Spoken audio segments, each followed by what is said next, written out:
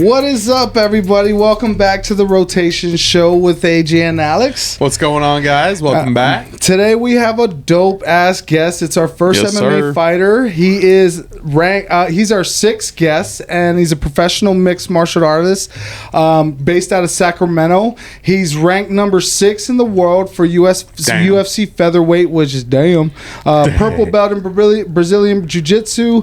He is representing Uriah Faber's team, Alpha Male, and let's all welcome Josh Emmett, man. Welcome to the show, bro. What's up, guys? Glad to be here. Glad to have you, man. Glad to have you. You're doing really big things for Sacramento MMA. You know what I mean? And a lot of people are watching. It's pretty dope, man. I appreciate it. Yeah, dude, 6th in the world. What does that feel like? For me, it feels, I don't know, it doesn't mean that much yet because there's one thing that I'm trying to accomplish, you know? So it's, I'm super hard on myself, and my wife always tells me too, like, she's like, you got to be, you know, you got to enjoy what you've accomplished and stuff like that, because people can't even get in the UFC, people can't get in these big organizations, but I'm like, I'm doing it for one thing. I want that belt. I want to be like the best fighter on the planet in my weight class. So I'm if I don't get there, then I feel like a lot of this was a waste of my time, but still hungry. You gotta smell the roses while you're there. Yeah. And yes, you haven't got that number 1 spot, but you're well on your way, bro. Yeah, you're well on your way. You moved up quick. Yeah. So you're killing it, man. I appreciate that. Dude, that's exciting. So, but we want origins, bro. We want to know where you're from, how you came up, what got you interested in MMA, and how you kind of pushed your way into fucking UFC and made it happen. Yeah, so I've always been a huge fan of the sport, of course. Going back to like 99, 2000, my best friend Johnny and I, we were watching the pay-per-view fights. Shout out Johnny. Yeah. Shout out to Johnny. We were watching the pay-per-view fights, you know what I mean? Like, this is before it was mainstream, before like the Ultimate Fighter. Yeah, I think that was like 2004 or 5 or something like that. Right around there. And it's I was a huge Tito Ortiz fan, Matt Hughes, Liddell, all those guys. And at the time I was like, fuck, I could do this, you know, like, and that's when I was, you know, just stupid. I was thinking like, oh, I can compete with these guys, but I would have got killed, you know, back then, just because I came from a wrestling background. Yeah. And so you're a wrestling background, but were you like fighting in the streets? Were you like knocking people out behind the scene, or before you got into it professionally? No. You just had that fire. I could do that shit. Yeah. Okay. Like I was an athlete my whole life, so I played every sport, even though I was, you know, short and things like that. Like, looking at me, you wouldn't think I'm like athletic, but I feel like I could play everything, and I picked everything up really well. But no, wasn't like, obviously been in a handful of scuffles, but never like a straight just fucking 5-minute fight on the street. Things get broken up so fast, so it's like, you know, little scuffles here and there, but I just knew I could do it, you know what I mean? Like, because wrestling, you'll see a lot of wrestlers that are not coordinated. Like, I always say, throw someone a football and you'll see how athletic they are, or dribble a basketball. And I just knew I could pick things up easy. So when I started boxing, I just kind of like, you know, was super passionate about boxing and the whole sport. But you know, I felt like the footwork was the same. Anything someone showed me, I would just like, I could just do, you know, emulate. It wasn't like a super heavy learning process. Yeah. It was like you fell into it. It wasn't awkward at all. And that's nice. And even like jiu-jitsu would have been like more challenging at first, you know. It's like, coming from a wrestling background, I would, you know, shoot a double leg, keep my, you know, chest up and neck up, and that's when someone would throw in like a guillotine. So I remember the first like jiu-jitsu class or MMA class I started, you know, I got choked out several times, you know, but I learned real quick. Real quick to like tuck my chin. Your habits of wrestling doesn't really go right into jiu-jitsu like that. They got ways to get you. But that stopped real quick, you know, like after a few weeks or so. Then I just knew I had to keep my chin down, you know, not shoot with my, you know, my head up. Damn. So you got into wrestling first, and that's what you wrestled through high school or middle school, high school? Yeah, I started in middle school, then I wrestled in high school. I wrestled in junior college at Sac City College, and then I went on to the 4-year level at Menlo College in the Bay Area. Oh yeah, Atherton, California. But even going back to how I started at Sac City, we were doing like a meet, like a dual meet, and this is when Uriah came into the gym and he was handing out flyers because he was going to open his gym, Ultimate Fitness. Yeah. And this, I want to say this is in 2005. So I was like, man, here's my shot. Like after the season's up, I'm going to go check out his gym. And that's kind of how things started. So I went in there, paid 6 months up front. I was taking a lot of the just regular classes for, you know, just like the general public. And then he saw a lot of potential in me and kind of came up to me, you know, 3 months after and asked if I was interested in fighting. And how old were you at this point?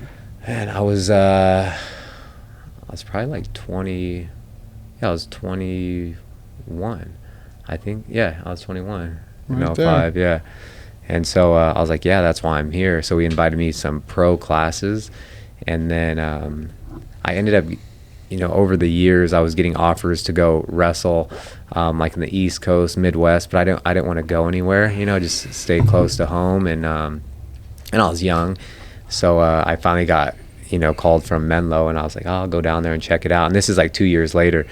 I knew I wanted to fight, but I wanted to get my degree finished first, just in case the fighting didn't work out for me. Smart. So Yeah, and I knew I'd go wrestle another 3 years at like a high level, which would transition into fighting, because I knew I was going to come back and do this and try to make it like a career and a profession. And yeah, so I did that for a few years, came back in 2010, and then just kind of picked up where I left off. Badass. That's cool. And then you got closer and closer to Uriah and the gym and the people.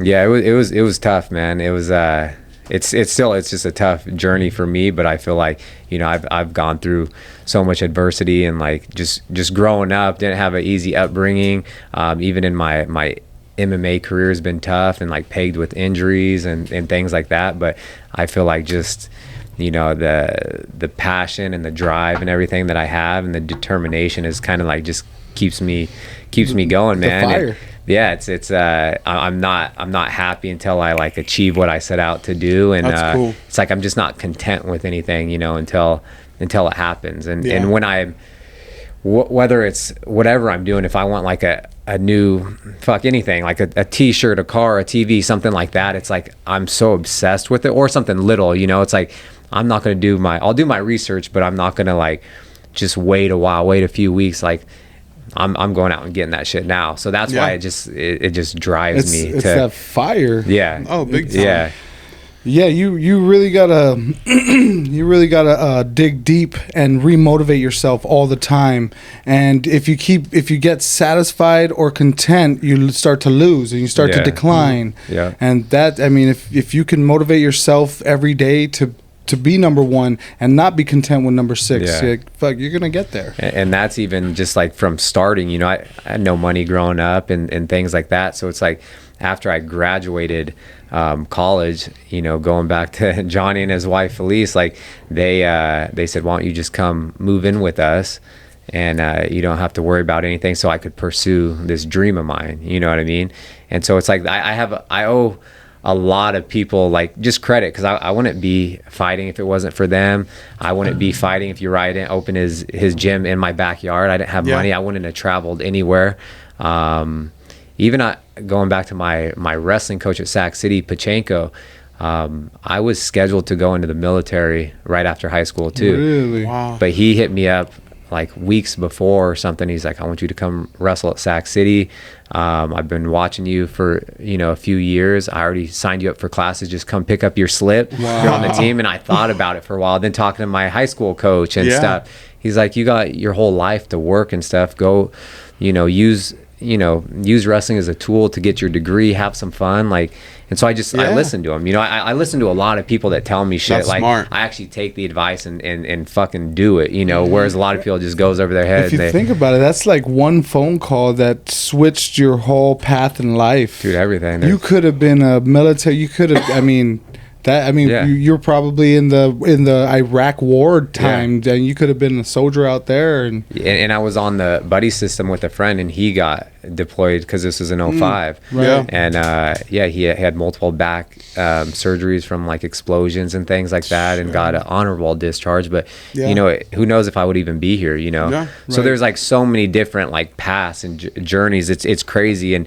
I have like some hard, challenging things that I go through, but like now I'm remembering like everything happens for a reason, because I truly believe that, because something will be so fucked up, but then, you know, it'll lead me this way, and then I'll go, and then I think back and like relate on that. I'm like, man, if that happened, like this wouldn't have. But everyone was happy for it. Like, you know, my mom, my girlfriend, no one wanted me to go into the Army, especially during that time. It was a scary time.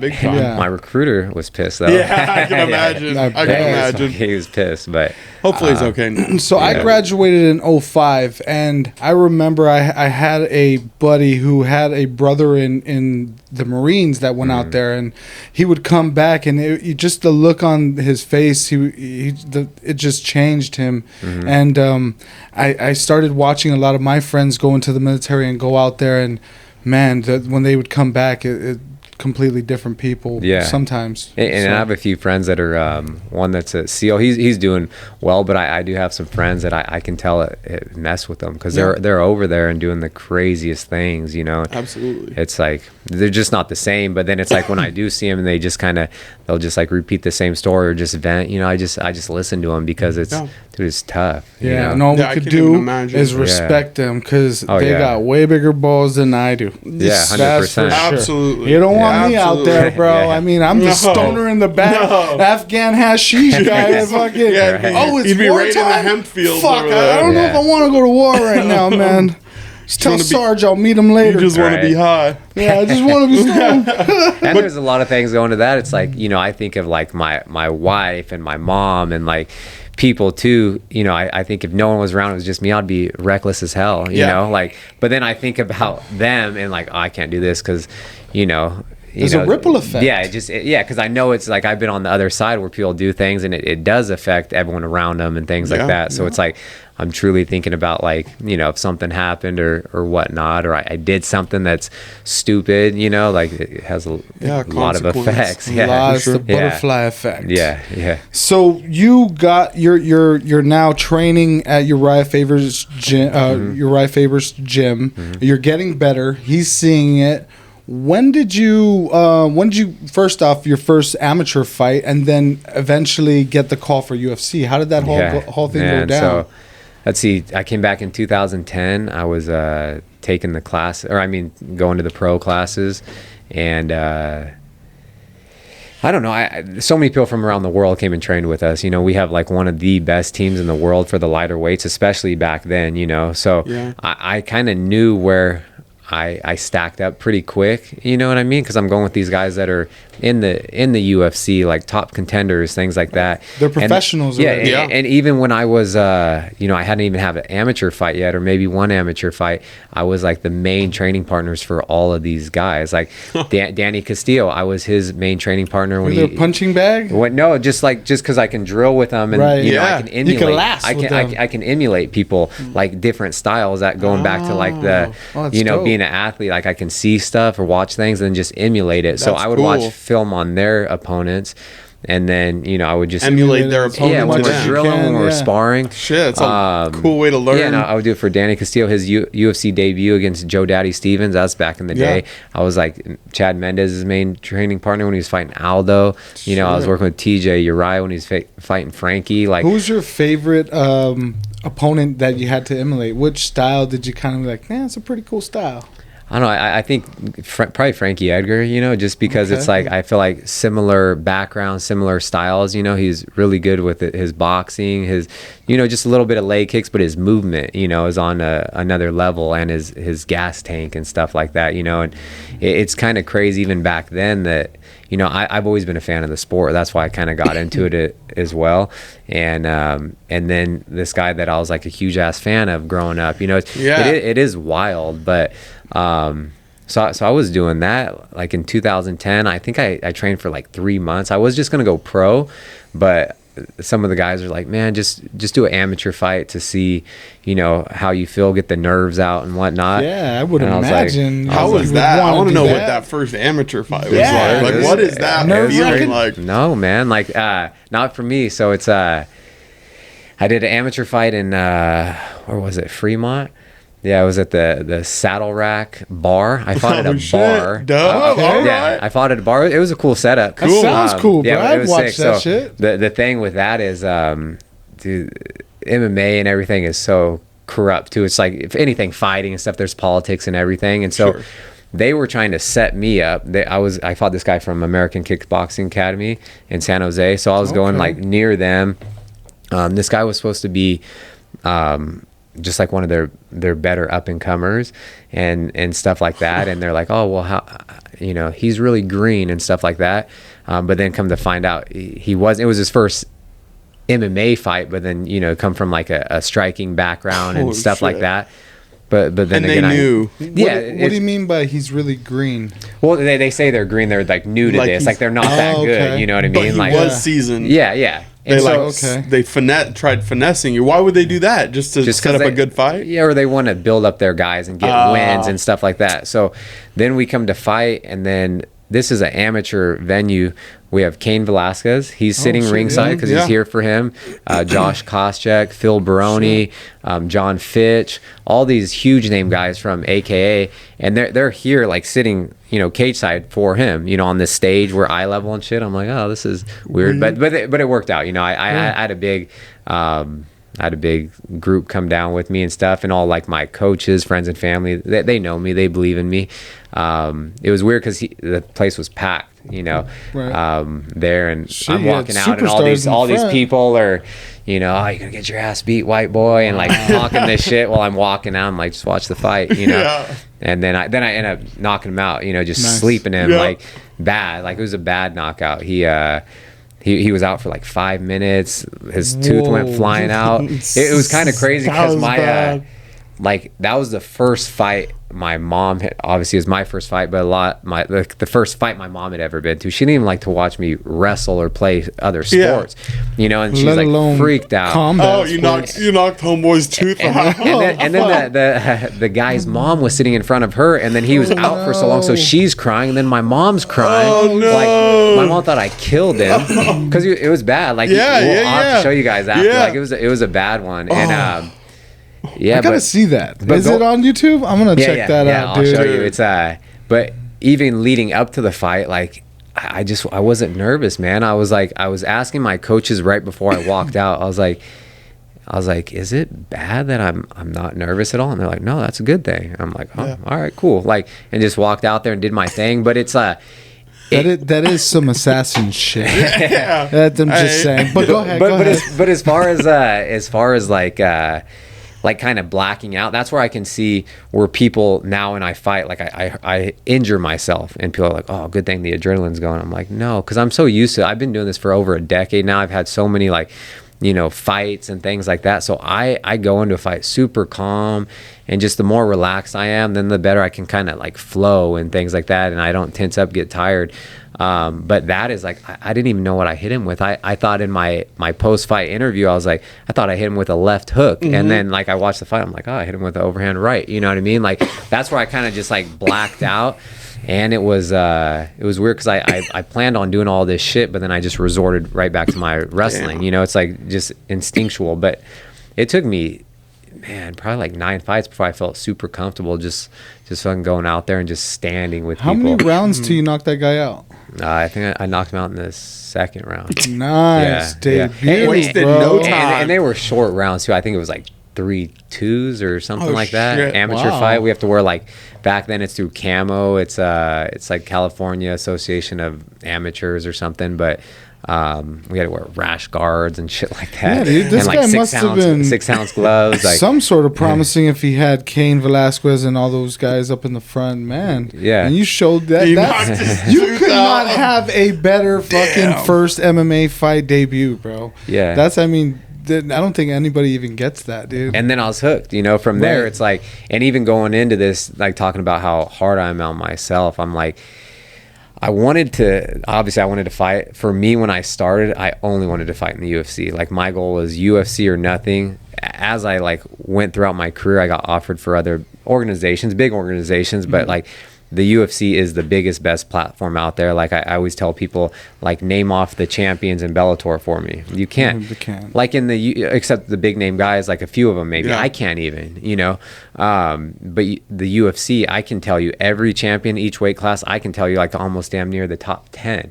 You know, it's just it is what it is. So it's just the NFL of that sport. Yeah. It's like the pinnacle, you know. Even though I feel like we should get paid more, you know, because I think it's coming. That's another topic, but there's a union coming. Nah, I don't know about I'm just that. joking. He's swirling rumors. I'm just fucking around. I'm not even into that. I'm not into that shit. But yeah, okay. But that's awesome. Yeah, and then I just had a few fights. I did another amateur fight like maybe 2 months later. Yeah, I fought at the convention center in Sacramento. That was kind of cool. How was that? That's dope. Hometown show. It was cool. And you got a knockout there? No, dude was tough as hell. I fought this like Mexican guy that, just mean guy. Like, I almost knocked him out. Like, I was on top of him. I hit him so hard, I would see his eyes roll in the back of his head. I'd hit him again and wake him up. And then he just kept coming forward. He was pissed. Like, I couldn't do anything to like knock this guy out. Just had that. But but I got a big, like, hands down win. But he was just a tough dude. And then from there, you went pro. 2. You just did 2 amateurs. Yeah, 2 amateur fights. Went pro. What day did you go pro? I want to say it was September 2011, maybe. September 2011. Yeah. Shit. Nice. And you started MMA probably 5 years prior to going pro, or? Yeah, I started in 2005. I was doing things, then I went down to Menlo in 2007 to 2010. That's right. But I was going Still to this. Dabbling? I was going to this other boxing gym out there. What is it called? I forget. Undisputed Boxing. Like, and so I was going out there and just.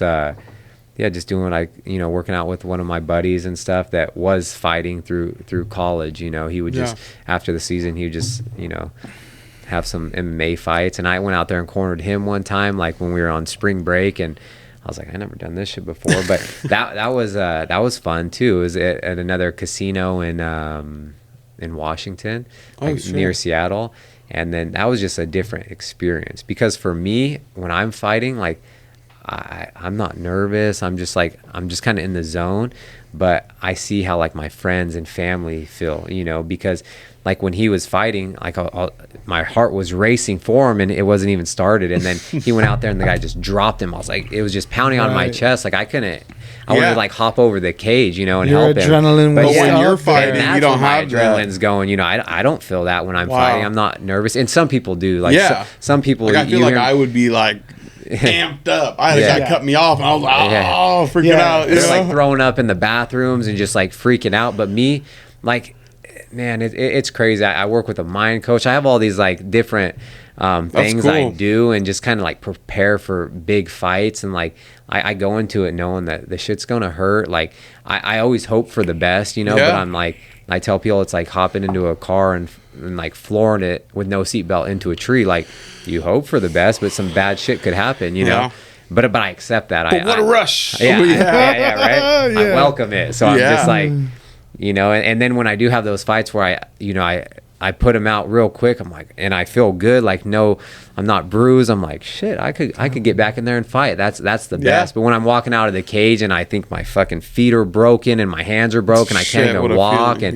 And then the next few days are the worst. Like, I'm just, I really feel like I got hit by a car, or like my car was flipping on the. I still do everything, because then I'm like, it's on cloud 9 after you win. It's like we're always going out and just like, having a good time and eating whatever. I love to eat, man. So what's your like pre-fight meal? Pre-fight, I do everything like to the T, just clean, because I have to perform well. But after my fight, it's whatever's in front of me, like I'm eating. Demolishing. Yeah, even like I was sponsored by the Park Ultra Lounge. Oh yeah, and they're awesome. Like the Wong family, since I was an amateur. So my very first amateur fight, after that, I had the after party there, and it's like we have like the back room, and so no amateur was doing that. Everyone got in, 100, 200 people on the list, and like I've had so many. They sponsored me for every fight. Like, that's dope. So I've had like almost 20 after parties there. I've thrown my birthday party there. That's but awesome. It's so they know after a fight I go there and mahjongs. If you guys ever heard there.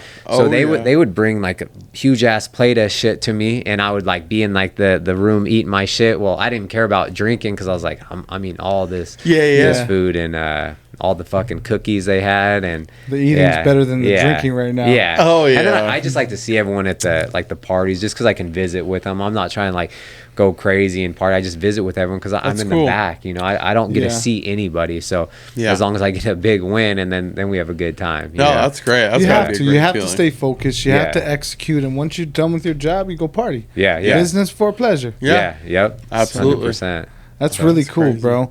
So tell us about your first UFC debut fight, and who did you fight, and no nerves again? Yeah, nothing. Damn. Yeah, so throughout my career though, I had so many injuries, and then this was a crazy thing though. Like say my first pro fight, just going back to after my amateur fights, I broke my hand in the first 45 second, like bone just flopping around in my hand, like I could feel it. It was the second metacarpal, and bad. So like my coaches, I'm like, my hand's broke. They're like, well, just go out there, throw your straight right, take them down, you know, use your elbows. And I did that. And then I came back a year later after surgery. I was going to fight my second pro fight, and I had, my last sparring session. With 16-ounce glove, I hit a guy, just hard jab, broke the exact same spot. So it took me years and years. So in 2013, I just started just fighting. I would fight as much as I could. Like every 2 months, 3 months, I was only getting to the UFC. I almost got on the Dana White's looking for a fight one time. That didn't happen. I got to the point in like 2016 where I was like, man, I'm done with this shit. I was 9-0 as a pro. I was like the #1 prospect in the country, like next to go. Wow. And I was fighting 155 at the time. And then my wife was like, just give it another year or something. If you're not in the UFC by then we'll reevaluate things. And my thought process the whole time, like when I was an amateur, when I said if I lost a fight, I'm done. I only want to fight in the UFC. If I can't beat an amateur, how the hell am I going to get there? Especially with my age, I started when I was 26. Yeah. So like the younger guys, I tell them, they're like, what? I'm like, no, you guys are in a good position because you can develop, you have time to learn. But I've been, staying in one bedroom, our friend's bedroom and stuff like that for all the year. They have their family, like staying in all these things. It's like, I felt like I had to, instead of just pursue this shit. I felt bad for my wife, because she's along for the ride. I'm like, we're gonna get here. This vision, but so then I finally, for my UFC debut, I'm training. I get a call from Joe Silva. He's a matchmaker back then, and he hit me up and he's just like, hey, you wanna? And obviously I knew something was about to go down because Joe Silva was calling me, and so he's like, hey, you wanna fight in the Netherlands? I was like, yeah, fuck yeah. And then I was just talking to him. I was all excited, and I ended up getting off the phone. I didn't even know who I was fighting. Like, I didn't know who I was fighting. I didn't know when I was fighting. Wow. So I had to call my manager. I was like, hey, like, when am I fighting? Like, who am I fighting? And he's like, you're fighting in 4 days in Amsterdam, basically, the Netherlands. And off time already. Yeah, all screwed up, complete opposite. And you're fighting John Tuck, So it's like, and I knew who he was. He was on the Ultimate Fighter, and Faber and them coached that show, and they knew like he was one of the top guys. They're like, man, this guy is good. They thought he was going to win the show, and he's super talented, like, top level black belt in jiu-jitsu, and just a tough guy and great fighter. So I was like, I didn't care though. I would have fought John Jones, just get my foot in the door. Not saying that would have went well. But how weird is it that the first guy you fight is from Guam and your best friend's from Guam? Yeah, like that's pretty wild. He's probably like torn over there, like, let's go Guam, let's go homie. I'm gonna kick his ass. It was crazy because I went home and I obviously I was living with them, and I was so excited. I was just like, I've got the call. I'm fighting this Saturday in the UFC. They're like, Saturday? Where at? I was like, the Netherlands. And I said, I fight your boy. I'm fighting John Tuck. He's like, oh, really? And that's another, like, so I literally, luckily I had my passport. I've never been out of the country, but when I got married, our plan was to go on a honeymoon like somewhere out of the country, so we just got it. I never used it. I never had any money, so happens for a reason. Yeah, and so I did that. So the only thing they were so adamant on is, does he have his passport? And my manager said yes before he'd been asking me. Shit. You know, and then so he's like, "Hey, you got your passport?" You could get a passport. You could, in a day in Frisco. I didn't have time though, and that's what happened with my wife and friend, because I literally went home, packed. My flight left the next morning at like 6 a.m. So I couldn't have done it. Yeah. And then so I'm flying out to, that's like really the first time out of the country. I'm all excited and shit. And it just, I got there. I didn't sleep at all. Like literally I say I didn't sleep at all. I got out there. I cut probably like 15 pounds. And I was just excited. And the time change, you know, was all Jet crazy. lag. I swear I probably slept like 2 hours in like 72 hours before I fought. Holy shit! Wow, but maybe I had the adrenaline or some shit going on. I could not sleep, and I was going over like my friends, my coaches, teammates, like they knew what I was not losing that damn fight. I was like, I'm going over this. I'm gonna show the world who I am. Yeah, and I was they're like, counting you out. Yeah, always. And then I went in there and just completely outclassed him. It was kind of like an easy fight, like first, second round, and then the third round. He threw this weird kick, and I kind of like parried it wrong, or not wrong, just freak accident, and he like snapped my finger, so I had a compound fracture. My bone was hanging out of the skin, and I look at it, I'm like, oh shit, and then I have to like play it off, and I'm just moving around, and I look at the time. There's like maybe 90 seconds or 2 minutes left. Yeah. And I was like, I don't care. I just start throwing a right hand and just moving around, and no one really knew. And then I think he kicked me in the groin, and so the ref stopped it, but he said he knew, he saw it, and I hit it from the ref. Yeah, I was wondering, they'd stop the fight. They would stop the fight, right? And I was not losing. I was not losing the fight. Like, I was going over there, anything, and that's the same thing. Like, I'm willing to go through hell. I'm willing to, like, endure anything as long as I get my hand raised. Yep. And that was one of, like, I didn't care if my damn finger fell off. Like, and I kept thinking it did, because every time he would kick me hard, and my finger would literally go all the way back, and the glove would stop it. So it kept flopping, and I kept looking over my shoulder. It was like sweat, but I kept thinking he kicked my finger off. So I'd block a kick, and it would flop back, and I would look, and then I would look at my hand. Oh shit, it's still there. But it was just it was crazy. All the while you're still throwing jabs. Fucking throwing right hands and stuff. Shit. And that was shit. Like, obviously they wanted him to win, and so then it comes down to, I won a split decision. The last like 2 minutes, maybe 90 seconds or a minute, he started like, come on, like trying to put it on me, and I'm off. like, I was like, I don't see. That's going back to like the judges and stuff. Yeah. I'm like, they need something, because that's why I was like, what the hell were you watching? Like, like. They just, I don't know. That's some MMA politics probably right there, man. Damn. But that was kind of the start, and then like we were out in the Rotterdam, so I. Like my wife came out too, and like we never traveled, so I was like, hey, call your work, see if you can get like a few days off, 5 days off, because we were gonna hop on the plane and go home.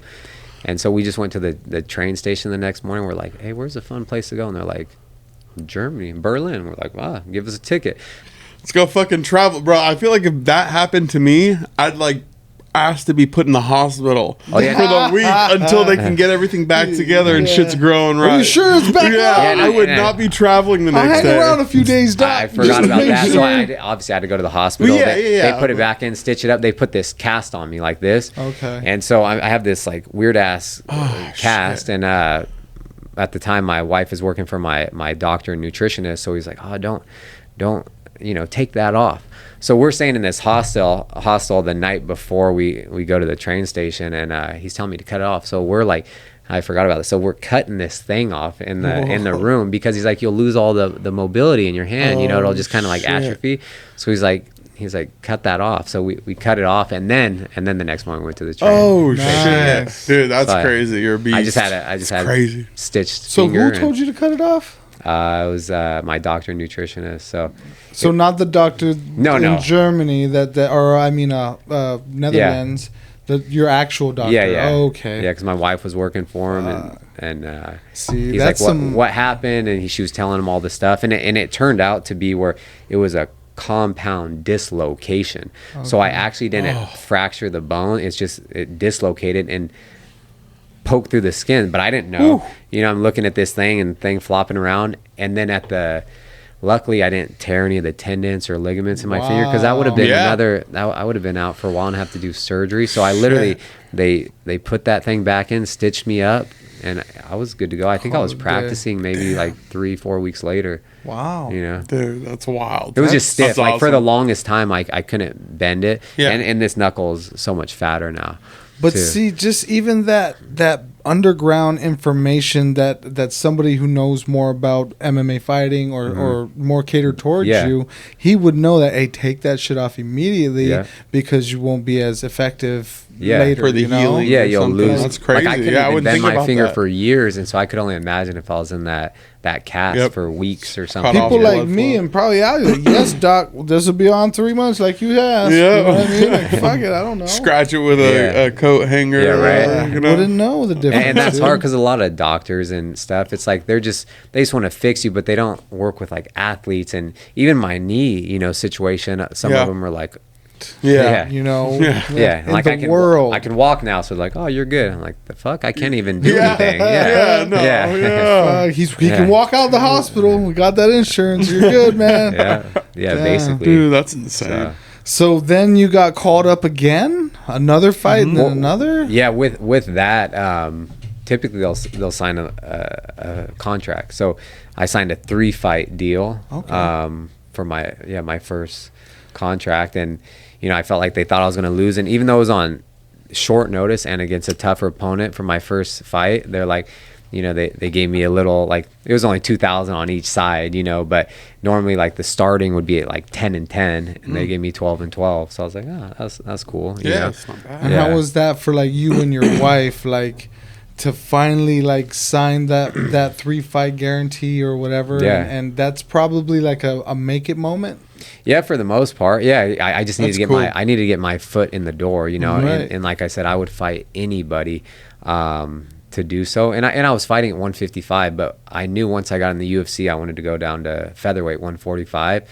But I was undefeated as an amateur, you know, undefeated as a professional until I got in there, and then I was just winning fights. So I'm like, you know, why change it? So, but yeah, it was amazing. Like when we signed that. I didn't make a whole lot of money that one, just because I got the pay, I got the little Reebok sponsor, but it was expensive, man. Like I had to, you know, I wanted to fly people out just for all the stuff like Johnny and his wife had done for me. He's like, I'm like, you're coming to Rotterdam, and like, I was like, I'll buy the fucking ticket. I wanted to like somewhat give back. They've done so much. Of course, and the tickets were like day ones, bro. Yeah, tickets were $2,200. So I fly him out. I fly my wife out. We get there. I didn't know Rotterdam and Europe's so damn expensive. So the UFC puts us up in like the back then when they had the different owners, like 5-star hotels, like everything the best. Like we were on this, you know, the top story, like overlooking this river and all of Rotterdam. So sick. So. But small room, so I have to pay for my coach's flights. They only send out 2 or 1. I think they send out 2. Yeah, 2. And then so I paid for one coach, my wife, Johnny. I think I paid like $9,000, $7,000 just in airfare right off the bat, and then I have to pay for a hotel room. So, but it was all worth it. Yeah, you know? Like, it adds up quick. But and the pay, but it was so much fun. What fight was that? That was like 1, 2, 3. That was like 3? That was my first fight, my debut in the UFC. Oh, that was at Netherlands. Rotterdam, got it. And so I'm buying planes. Oh, so Johnny, you went too? Everybody went out? Damn. And this is like, and then we had a bunch of friends that flew out and stuff like that. And my wife was gonna miss it because her passport expired, and so she actually went to San Francisco with another one of our friends, and they got that, you know, and then they flew out. But my wife and Johnny are the only ones that have been to every single fight, amateur, regional, UFC.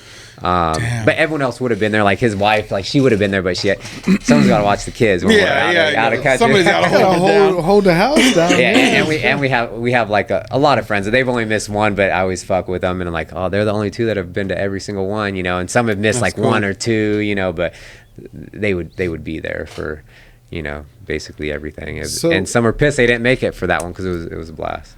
Like maybe this is like 2007 when we went, and Tito was fighting. I don't know who he was fighting, and Matt Hughes was or something like that. But I have a picture like in front of the, you know, octagons over there. I'm like, one day, you know, and this is before I'm even like fighting, like one day I'll be here. But I always wanted to fight in my hometown of Sac at Arco. I don't care what they call it. It's always Arco to me. And then, but I got to fight at the Bowling One Center. So when they were building that shit, I was like, I'm going to fight here. Like I was in the UFC. I said, next time they come here, I'm going to fight here. And then it so happened it came real quick, you know. That's badass. And that must have been a good feeling too, fighting in there. It was crowd. It was crazy. In a new arena like and that. And that's when it was like I had such a big following from fighting on the regional scene. I was like the second fight or third fight, but it was so damn loud in there. And I wasn't even like the main card or the main event, and people were like, it was insane. But the last time I fought here, like that was wild, you know. I feel like I should have been the main event though, but I was pissed I wasn't. It's coming. But I fought that fight at Sacramento. I won. Then I fought in New York against a guy that was from there. I feel like I kind of got hometown. But since I lost a split decision, I'm grateful for that. I was so pissed. Right. That was my first loss ever, like ever. And just fucking pissed at the world. But then I look back at that. I'm like, okay, well, now I'm going to go down to 45s. You know, I'm going to go down to 45. That was always the plan, but I was winning fights. And so I think if I won that fight, I would have stayed there, right? So I do that, hard cut. I go fight in Poland. And then that's when I feel like I start, you know, like knocking people down. Like my power transferred to that lighter weight class. I would just hit guys and just fucking they would just drop, you know what I mean? Right. Whereas the guys are big at lightweight. They're coming down from like 190, some 200, some. So I was like, I was never overpowered with like strength and stuff, but they're all tall. I'm short at featherweight, you know. Are you more natural at featherweight or the 155? I could fight at 170, and on the regional scene, I have fought at 170. Okay. You know, I fought a guy that was like 6'4". That was awkward. He used to fight at 185, and I had an opponent that fall out. And I was fighting at 55s, but I sold all these tickets. I needed to make money. I sold T-shirts. I was just hustling. And so I was like, I don't care. I'll fight whoever. They're like, well, we got this one guy that fought at 185 in welterweight. He'll come down and fight you there. I was like, all right. So I just didn't care because I had to get paid. But so you started dominating in the featherweight. Yeah, 45. So I set a few records that first fight. It was in Gdansk, Poland, and I was the first ever to get like a 10-7 round in the UFC. I knocked the guy down four times in one round. For me? 10-7 rounds. So normally, like the scoring system with these bogus judges, they normally it's on it's a 10-point scoring system. So say it's, you know, it's really whatever they see. You know, there's like they have no training, no nothing, but who they think won the fight. Usually the last like 20 seconds, what's fresh in their brain.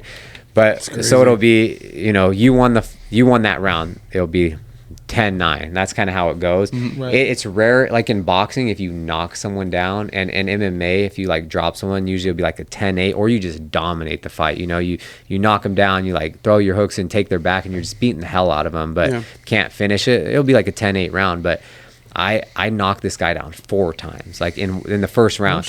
Like cracked him, he spun around and fall on the ground, like, and then like I kept knocking him down, and I would have knocked him down 5 times, but the last one, I hit him, he fell against the cage, and the cage stopped him from going to the canvas.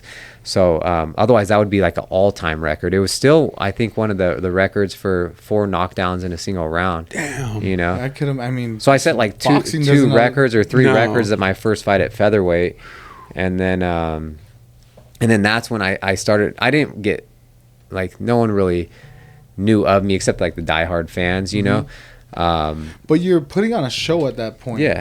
First off, your fingers showing the bone, that's like a wow factor. And then all your fights, and you're knocking this dude down 4 times. That's what fans love. That's why they go. They want to see someone fall.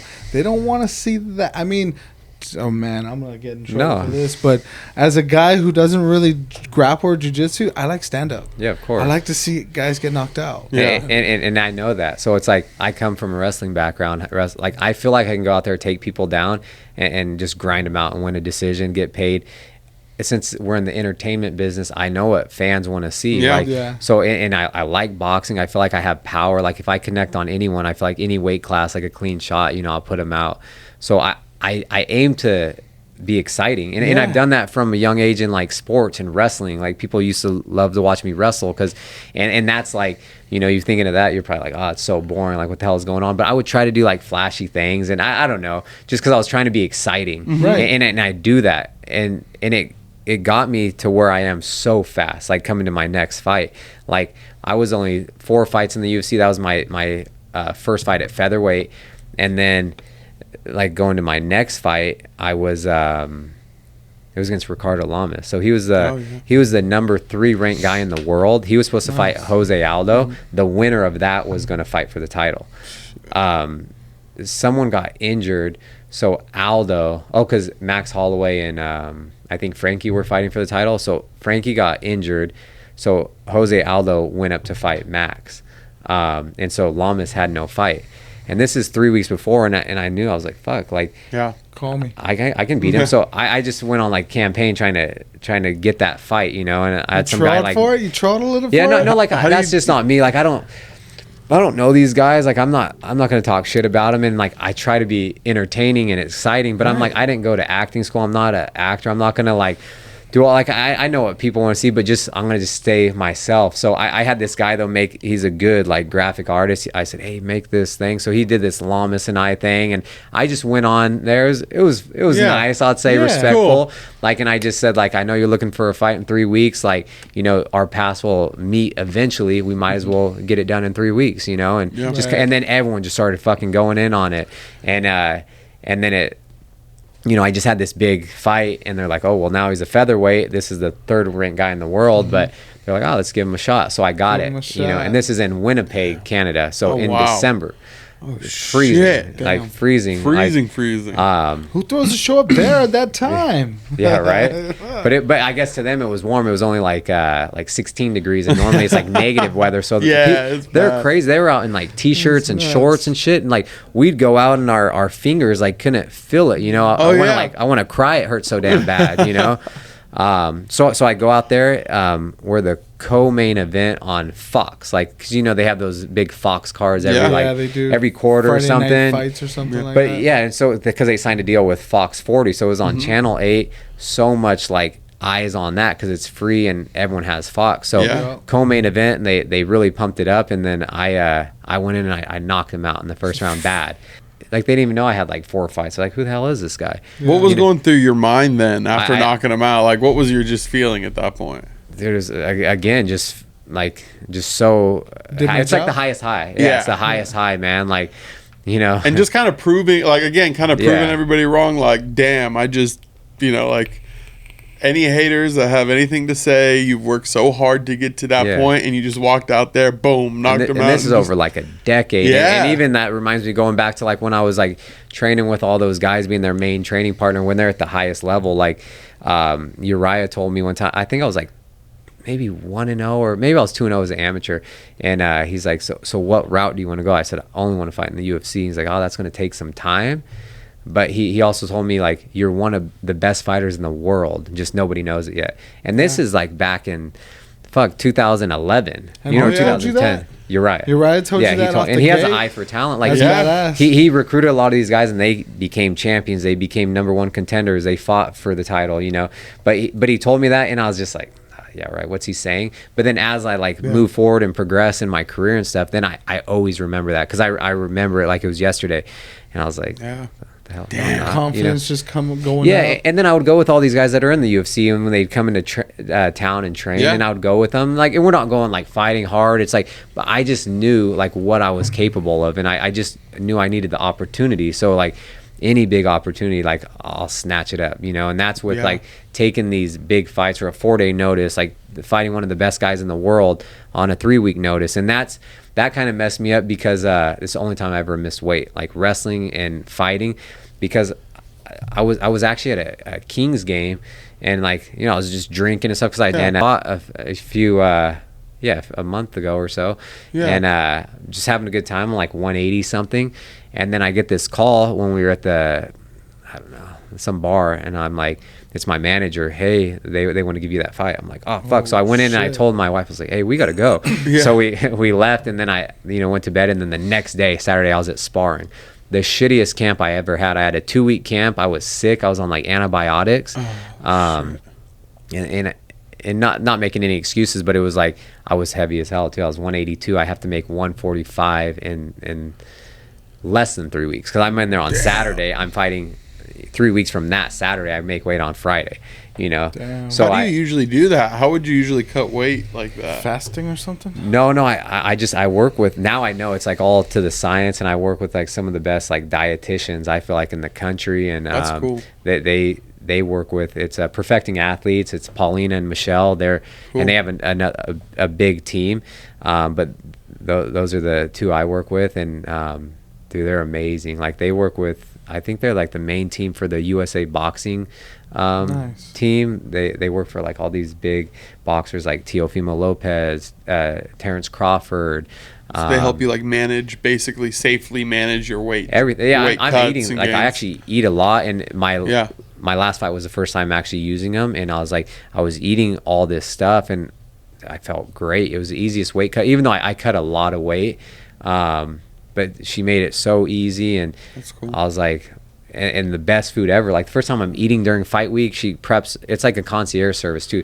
So they come out, and then they'll like, you know, they're there just strictly for me, cooking every meal for me, helping me with administering the weight cut. And I'd never done this before, and it was after COVID and all that, and I was doing my training a little different as well. Yeah. So I was like, shit, I feel good, but I was kind of nervous because I'd never done this. Yeah. And but it was the smoothest like run ever, the best I ever felt, besides me, you know, blowing out my knee in the first 19 seconds. I watched that fight, and that looked painful. But honestly, it looked a lot less painful the way you made it look. Honest, I don't know how you want to word that. I'm sorry, but you fucking held up, dude. With the torn ACL. Crazy. You fucking held up the entire fight and won the fight. Like, that's pretty outrageous, bro. That's amazing. And I feel like all the injuries, like, and then prior to that, like after I beat Lamas, then I was gonna be, main event on Fox again against, Jeremy Stevens. I had another matchup planned, but that just didn't finalize. So I was like, it was going to be for a title eliminator, and that's why I was just like pissed about, because I was all of a sudden, from me being nothing, I leapfrogged the entire division, and I was currently ranked 4th in the world. Yeah. So my next one, they were trying to make a main event slot 2 months later at and this is in Orlando,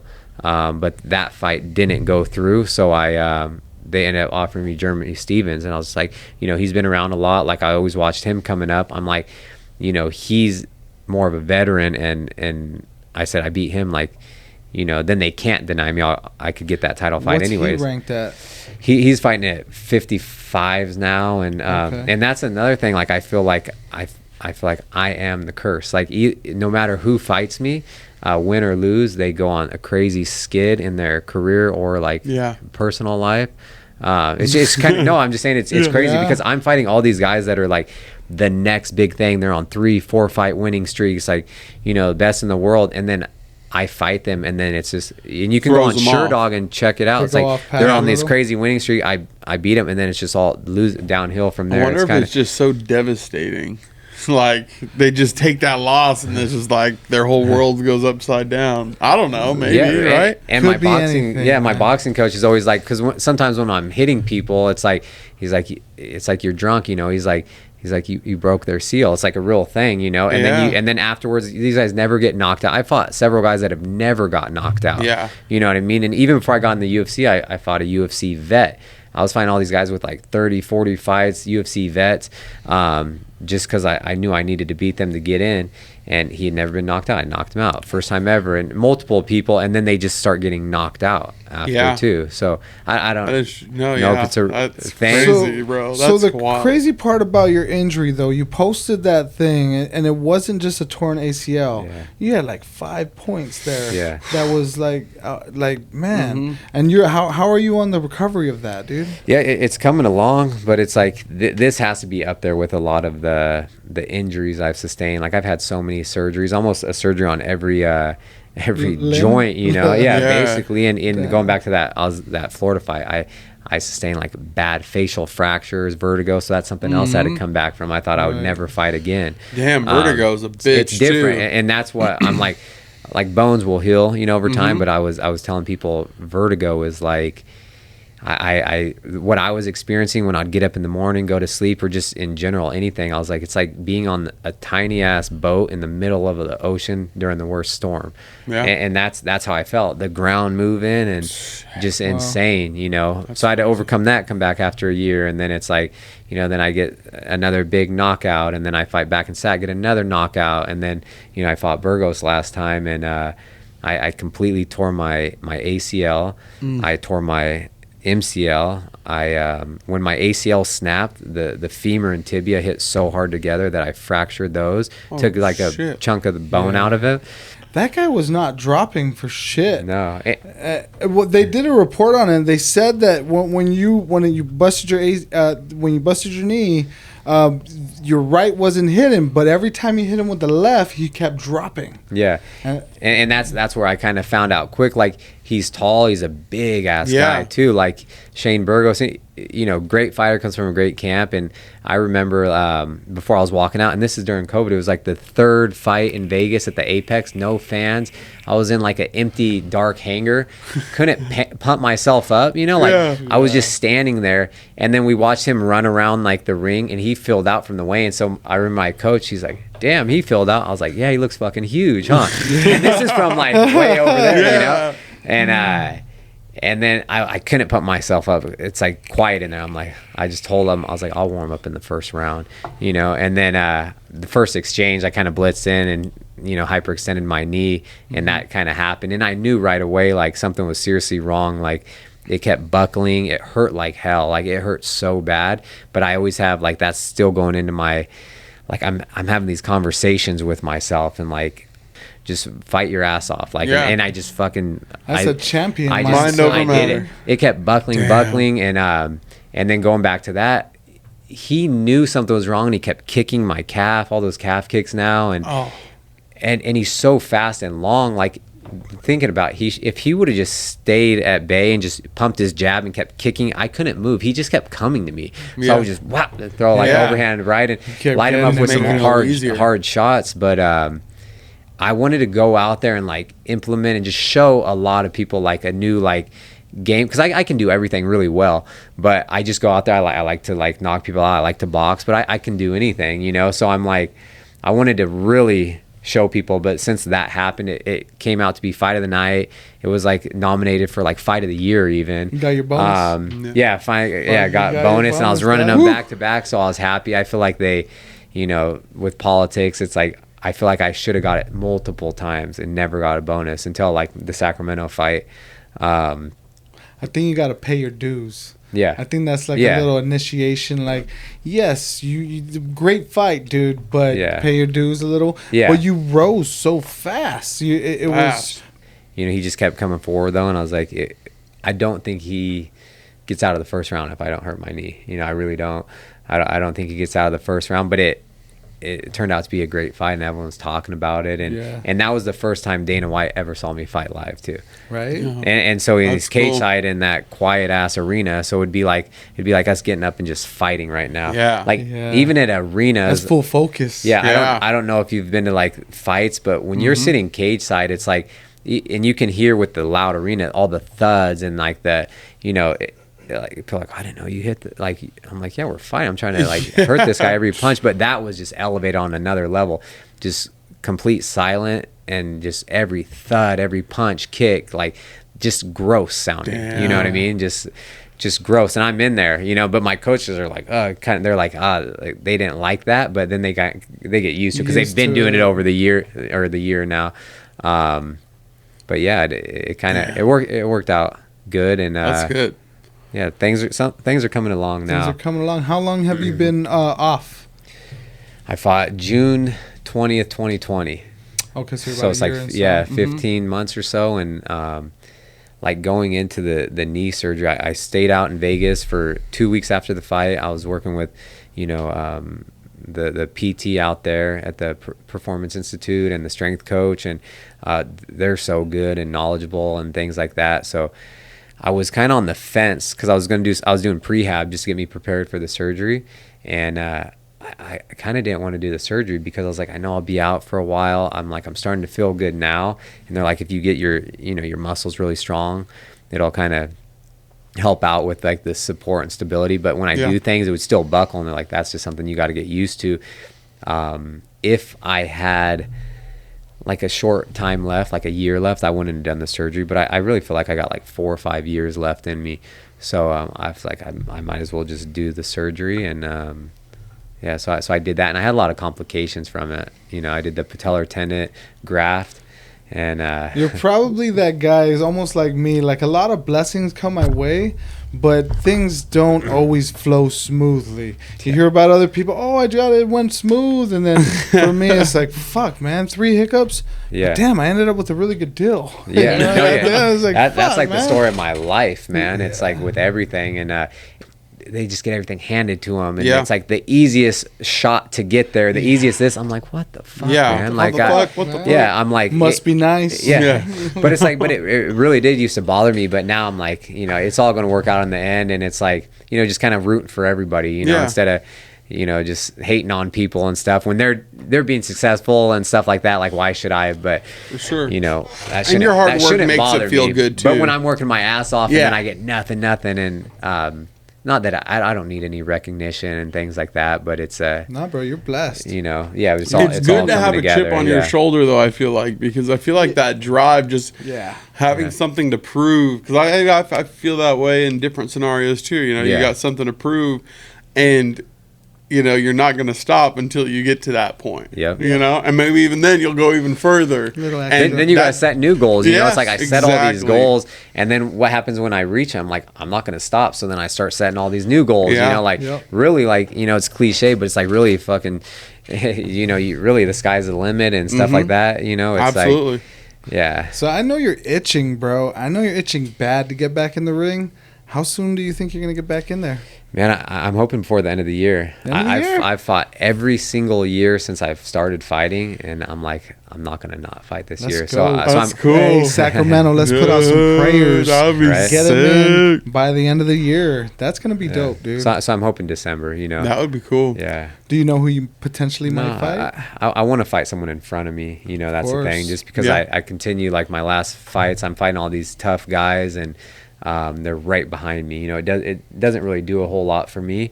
It's like, super risky with not that much reward. Sure. But then it's like I might as well fight someone in front of me, because then like the reward is just like tenfold. Yeah, it's greater. Yeah, because if I fight someone behind me, it's like they're trying to build them up. Yeah. I lose, I move out of the rankings, then they take my spot. Yeah. It's like, and I've done that. Yeah.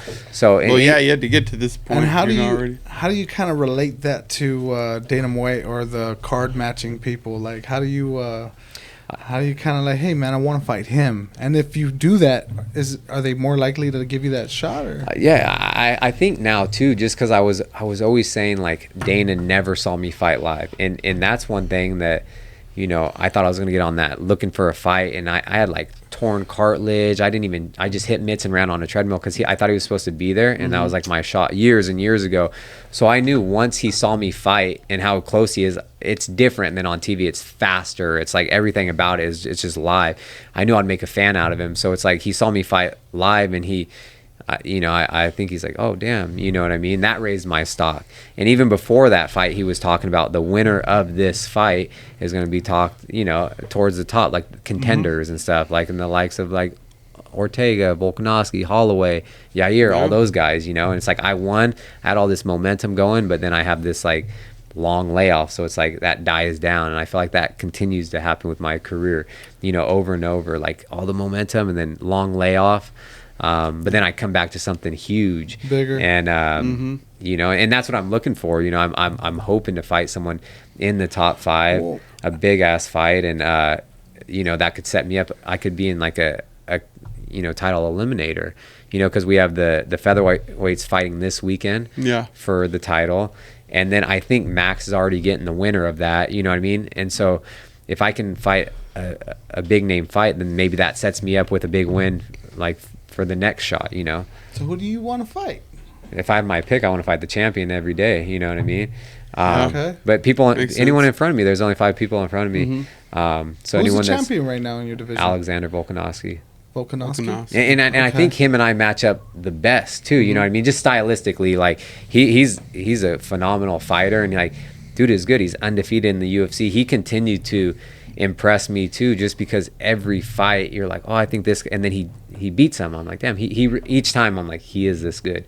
You know, he's like on a 21 fight winning streak, undefeated in the UFC. He's beat some of the GOATs. You know, he beat Aldo, he beat Max Holloway, you know, Chad Mendez. I thought my teammate and friend would like run through him, and I was like, man, he's this good, and he is good. That's why he's the number one fighter on the planet. Those you know, are all big name heavy hitters. And even though Max Holloway was like Aldo, Holloway like listed as the GOATs, and in the last fight between Holloway and Volkanovski, like it was close, like controversial, but it was a close fight. I could have seen it going either way, but the first fight, you know, I thought he won decisively, you know, and so whoever is the champion, they're the best, you know, at the moment. And so that's he's coming for you.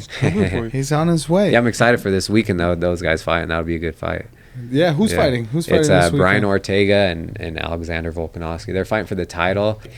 When we had the time, like, okay, there's no fight this week, and I was like, shit, what do I do? You know, it's like we get used to it. You know, it is like guys during football season, they love it. You know, and then it's like, what happened if they just 2 weeks? Oh, we're not playing on Sunday, or you know, it's like, damn, what are we? It actually, that feeling happens after every football season. Yeah, after the season, after the season's going, at least you guys gotta wait. Damn, I gotta wait now. That's nice. Yeah, like, see, we wouldn't complain. You would maybe look forward to like a Game of Thrones episode, then that you know, but that's gone too now. Yeah. So, have you ever considered, or I guess lately, thinking about fighting above your class, or like moving weight classes up? Yeah, like maybe later on, you know, but I'm just so set on, like, I want to just, you know, really just, you know, keep, you know, itching towards that number one spot or title fight. You know, that's just like a goal. But yeah, I was fighting at 155, like on the regional scene, and my first 3 fights in the UFC, and then I fought, you know, welterweights at, you know, 170 as well. So I can bounce around and. 170. Yeah, that's a big. But even that, I have to cut weight. Like normally, I'll walk around at like 185 ish. But I'm like, I've been so strict on my diet and just working out, like regimen, just because I'm planning for the end of the year. Even though I have nothing lined up, but I'm just hoping to get some stuff. So I'm so light, right? Like right now, I don't see this weight until like a week and a half before a fight, and I don't even have anything planned. That's why I look sick, you know. Like, I had 3 workouts today, and then I'm so tired. What does that look like? Can you walk us through, like, you know, obviously not specific workouts, but just what does your day look like when you're training? That's why I say it's like, for me, it's year round, but like it's a day, every day but Sunday, and then I was like, you know, lifting as well while I was in Vegas. But like today, I worked with my strength coach for like 90 minutes, and then I had just a little break. Then I worked with my jiu-jitsu coach for 90 minutes, and we're going kind of hard. Today was like, I started going a little higher intensity. I've just been drilling a lot, but now we kind of picking up. We're just trying to, like, you know, just put deposits in every week, you know, so it'll pay off when I fight, and just trying to push it and put me in weird or just awkward positions I haven't been in for like 16 months or so. Yeah. And so I did that. I was fucking exhausted, and then I had to go work with you know, a Muay Thai coach, and he killed me, man. It's like last week, like we came in and he's like, all right, we're gonna, you know, warm up, and then he's like, okay, we're gonna go like, it's almost like a fight simulation. I thought he said 3 5-minute rounds, you know, so it's like a fight, you know, but we're throwing, the volume is crazy, and kicks, elbows, knees, like hard shots, and if it's not powerful, he's like, he keeps having me run it back, and the volume's nonstop. I got to the third, and I'm only having a minute rest in between. Mm-hmm. It's that is tougher than a fight, because you're still dancing around, moving, like throwing 1-2 shots, you can you know, reset. And then he's like, come on. I was like, I thought it was 3. He's like, oh no, we're doing 5 5s today. I was like, what the hell? So I was dead. Yeah, and then today we did all these just crazy stuff. So I was dead after the first 2 minutes, but I went for an hour, you know, just And then I rushed home, just shower, got ready, and then like I haven't really had it. And you blessed us with your presence. Yeah, a little piece of fruit. I'm so hungry. But on that note, we are gonna close out. But do you have anything new coming up? Anything you want to promote? Any your Instagram, all of that stuff, man. Yeah, just my I have a Instagram. It's just Josh Emmett UFC. And on the screen. Yep. And my Twitter is the same thing. I have a Facebook page, Josh Emmett, and anything, you can go to joshemmett.com. That's my website, and just things that I kind of support. Everything's kind of listed on there, like my sponsors and things like that. So cool. That's dope, man. Amazing.